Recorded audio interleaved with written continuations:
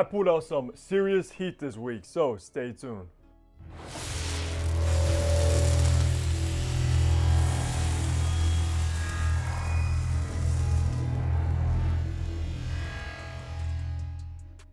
Yo, what's good guys? Hunter here and welcome back to the channel where I upload weekly fragrance content. So of course, you already know what to do. Hit that subscribe button down below so you don't miss any future videos, and make sure to follow me over on my Instagram page. But that's right guys, another week means another weekly fragrance rotation series coming right at you. As always, I hope all you guys had a great week yourselves, all smelling incredible. I know you guys all are. But if you aren't familiar with this particular series, we basically run down what fragrance I'm wearing each day, how many sprays, the kind of weather, and of course if that fragrance got a compliment or not. So let's get right into Sunday. Sunday was in the mid 40s and cloudy outside, and I pulled out a new fragrance in the collection. This one is Bouchard Cobalt Phasian Dior, guys, and wow. So this is a house that I recently discovered. You caught my weekly rotation last week. I wore Knife Thrower, which is also from them, and fell in love with it. This one, guys, is a very unique, special gourmand that's very spicy.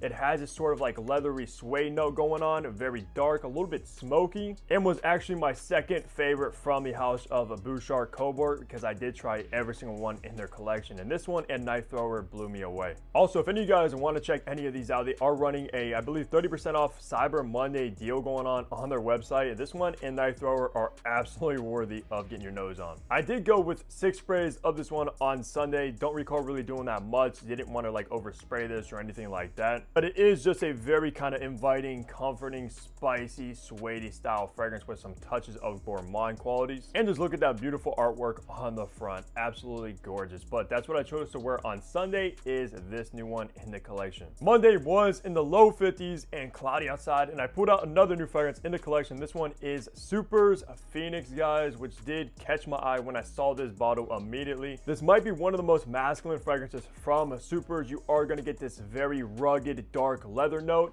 some powdery tones from the iris in here, a little bit of like this chocolatey cacao note as well, and man, this stuff is great. And of course, you already know I'm a big fan of Super's. They have so many bangers in their lineup, which I did rank not too long ago. Some of you might have caught that video, and if you do want to check out any of these, of course, use Hunter10 to save 10% off at checkout with Super's, because some of these you're absolutely going to want to check out. But I did go 10 sprays of Phoenix on Monday. The performance was excellent. Of course, you kind of expect that from Super's. They are all extrait de parfums with insane atomizers, guys, so you don't need even close to what I do with these. So yeah, if you love powdery, kind of chocolatey, leathery style fragrances, you'll fall in love with Phoenix. So that's what I wore on Monday. Tuesday also happened to be in the low 50s and cloudy outside, and I was in the mood for something sweet, so I wore this one, which I haven't worn in a long time. It is, of course, the one and only Versace Eros, like the one fragrance that pretty much started like the clubbing, sweet kind of bubblegum style fragrances, in my opinion. You really just cannot go wrong with this, guys. It's apple, vanilla, really sexy, seductive, extremely playful, and just a fun fragrance, to be honest. Now, this is, of course, like the original EDT. They now have like an EDP,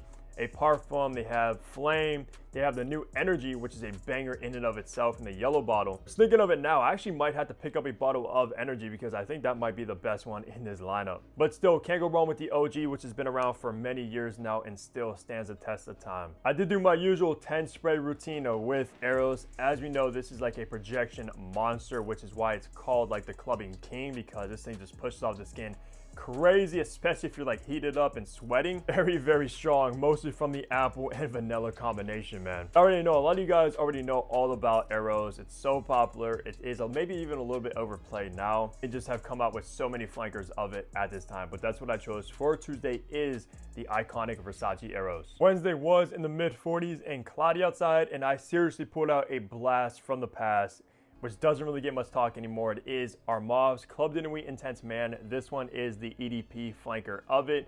And this just reminds me of like the beginning of my YouTube journey, guys. It's so nostalgic to me, guys. Every time I smell this one, it just takes me back, man. Honestly, on that day, I didn't really know what to wear. I kind of wanted to just wear a dumb reach, and maybe I was kind of in the mood for that Aventus kind of smoky DNA, which this is without a doubt that. Absolutely one of the best Aventus inspired fragrances, even to this day. You really cannot go wrong with Club de Nuit Intense Man. At least the EDP version. I do, of course, own the EDT as well, which I did get first. This one is basically the original, just a much smoother, less harsh chemically opening that you get from the OG. And I do absolutely prefer this one a little bit more. It doesn't project as much, but does last a little bit longer as well. It's just really crazy how this one was so hyped up maybe like 3 or 4 years ago, but nowadays nobody really talks about Club de Nuit anymore because there are so many more like inspired by Aventus fragrances now, even maybe around the same price or even cheaper, which are just on par with this one. But for me, I remember the first time I smelled this like 4 years ago, guys, I was like, wow, this is awesome. And I believe that was even before I did get my bottle of Aventus, which is behind me. So of course, I just fell in love with this stuff. Also did do my usual 10 sprays with Club de Nuit Intense Man EDP.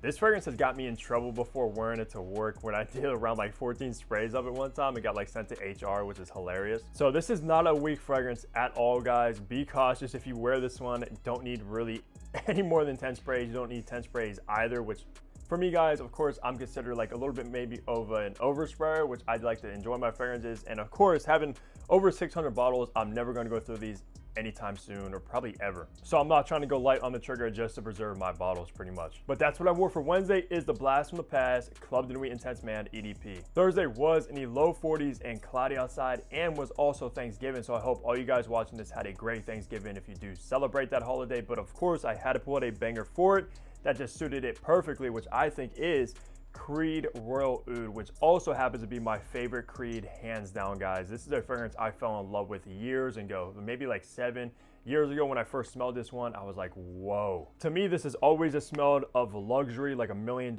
in a bottle. If you don't know, of course, this is heavy on spicy pink pepper, cedar wood, a little bit of sandalwood, and a tiny pinch of oud. A lot of people, and even myself, think this should be called Royal Cedar because you get a much heavier dose of cedar than any of the oud in here. Just the way it's done, guys. One of the most expensive smelling fragrances in my entire collection. This was also one of the first niche fragrances I ever purchased. I even bought this over Aventus at the time as well. You already know I love Royal Oud, and this stuff is expensive, especially at retail. I think it's over $600 now. I did go 8 sprays of Royal Oud, a little bit less than my usual 10 sprays because I was around family, of course, for the holiday. Didn't want to like overdo it or anything like that. Now I did get a compliment with this one though from a lady at my family get together. She's like, Hunter, you smell great. What are you wearing? Of course, I told her what it was, and she absolutely loved Royal Oud. Yeah, it just smells unlike anything else. One of the best woody fragrances, hands down, money can buy. Oh, that's what I wore for Thursday for Thanksgiving is Royal Oud. Let me know down below the fragrance you guys wore for Thanksgiving as well. Friday was in the low 30s and cloudy outside, so it's starting to get very cold where I'm from, which I'm not looking forward to, but I did pull out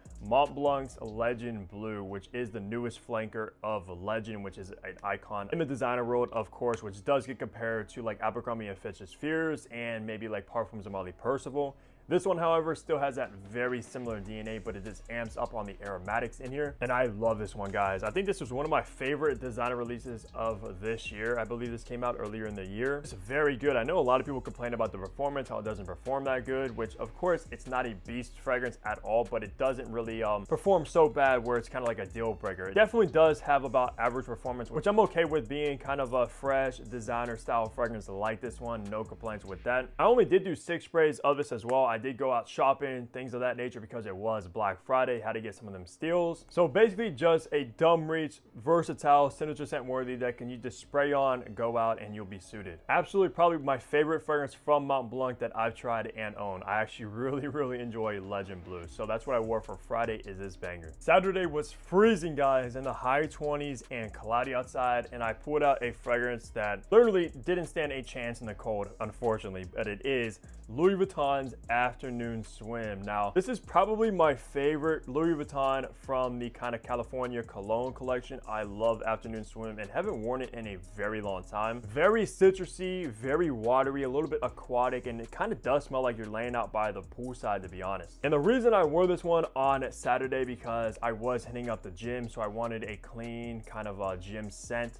that wasn't too heavy or strong. But yeah, guys, like I said, this one does have lackluster performance, especially for the price. Unfortunately, how good it smells, the performance is kind of bad. It doesn't stand a chance going out in the cold weather when it's like 20 degrees outside. But I did mostly just wear it to the gym pretty much. It got the job done for that. And I did get a compliment actually from my mother, because I did see her as well. She's like, you smell good. What is that, like tangerine or orange? So she was spot on with Afternoon Swim because it has a heavy dose of that orange note in here. So of course, being my mother, she knows what she's talking about when it it comes to fragrances as well. Maybe I'll have to get her on my channel sometime to smell some of my fragrances and get her opinion. I also only did 6 sprays of Afternoon Swim. This is a fragrance that you can absolutely get away with over spraying it, which I probably should have on that day in particular. But of course, when you go into the gym, you don't really want to be that dude that is just so overpowering with this scent when you're working out and things like that, because you're obviously going to be sweating, and obviously when you sweat, fragrances perform a lot better when it comes to projection. So only did do 6 sprays with Afternoon Swim, which was fine, I suppose. But of course, I had to put a Louis in the weekly fragrance rotation because it is probably my favorite designer house right now. So that's going to do it for my weekly fragrance rotation. As always, leave a comment down below the fragrance you guys chose to wear throughout the week, especially on Thanksgiving. I'm very curious what you guys put out for that holiday because there's so many great options to go for. But also leave a like on the video, subscribe if you guys haven't already, and of course I'll catch all of you back here in my next upload. Take care, everybody.